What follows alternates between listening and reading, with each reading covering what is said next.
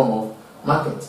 Since there are no barriers to entry and exit, firms operating under monopolistic competition in the long run earn normal profit, because at the end of the day, the products will usually have much more sellers and buyers. Another type of market that we have is what we call oligopoly. The term oligopoly means few sellers. Therefore, in such market, under such market, we have just very few sellers. An oligopoly is an industry composed of only few firms or a small number of large firms producing bulk of its outputs. It can just be a small number of people or firms producing in a large quantity. Since the industry comprises only a few firms or a few large number, any change in price or output by an individual firm is likely to influence the profit and output of the other firms. The major example are, we have soft drinks firms, we have airlines, we have detergents, milk firms can be cited as the example of oligopoly in this country, Nigeria. Then we have the features, the characteristics of the oligopoly. One, a few firms. It has a few firms. Just small number of people, of firms are involved under the industry. Oligopoly is an industry composed of just few number of people controlling the big number of outputs, bulk of output of such products. Also, we have firms. Firms are mutually dependent. Each firm in the oligopoly market carefully consider how its action will affect its rivals and how its rivals are likely to react. That is, they usually watch the other firms on how their own products, their own output will affect them. When they are trying to increase their own output, will it in one way or the other affect the other firms, so that they will be able to gain much space in the market, gain more customers to their side. This makes the firm mutually dependent on each other for taking price and output decision.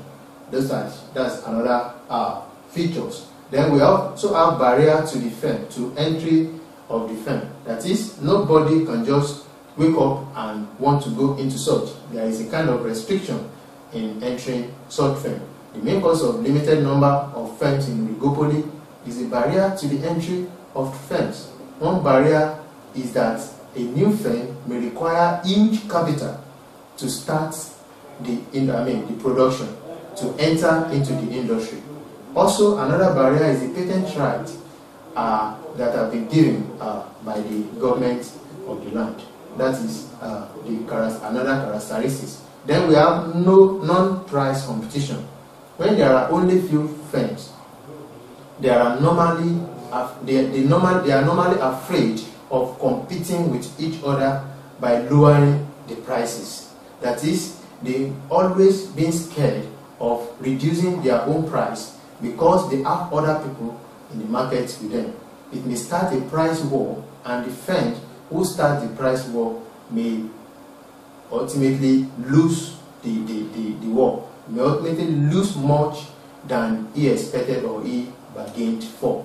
Therefore, to avoid this, the firm uses other ways of competition like customer care, like advertisement, like sales promotion, like free gifts, especially in some festive period of the order, and so on. Such a competition is called non-price competition. Such competition that will not affect the price at which they are selling their products. Now let's consider the following questions under the market structure. Number one, in a perfect market, price and quantity to be bought are determined by dash. A, consumers and retailers. B, producers and wholesalers. C, forces of demand and supply. D, interest of government and producer. Number two, the market structure in which the operators are many and none of them can influence the price is dash. A, imperfect market. B, perfect market. C, stock market. D, oligopolistic market. And the third question says, a market situation with a large number of firms selling closely related but differentiated products is dash. A. Monopolistic competition. B. Perfect competition. C. Monopoly. D. Oligopoly. Number 4. A firm's main aim is to dash. A. Survive in business. B. Maximize profits. C. Increase its market shares. D. Satisfy the ambition of its manager. Number 5. In which of the following market does a firm have power to make supernormal profits, both in the short and the long run? A. Perfect market. B. Monopolistic market. C. Oligopoly. D. Monopoly. Now let's look at the questions one after the other and answer them. In a perfect market, price and quantity to be bought are determined by dash, are determined by forces of demand and supply. That means the first question to have the correct answer of option C. The second question that says the market structure in which the operators are many and none of them can influence the market price is referred to as perfect market. That is option B to be the correct answer. Number 3 that says a market situation with a large number of firms selling closely related but differentiated products is known as monopolistic competition. That makes option A to be the correct answers. And the fourth question that says a firm's main aim is to maximize profits. Other aims is channeling towards maximizing profit. Therefore, option B is the correct answer for that question. And the last one that says, in which of the following market does a firm have power to make supernormal profits, both in the long run and the short run? And the answer is D, which is monopoly. It's only monopoly that makes supernormal profits at any time, both in the long run and in the short run. That is the end of market structure. National income. National income is defined as the sum of total of all the goods and services produced in a year, usually a particular year over a period of time. The national income can also be referred to as the national product. The national income is also regarded as the total income earned by the citizens and businesses of a particular country. It shows the income as is distributed between the wages, interest, profits, and rent, that is, the factors of production. National income is treated as an index of the economic activities of a nation. If national income reduces, the government will call down the taxes so that the citizen will have more income to spend.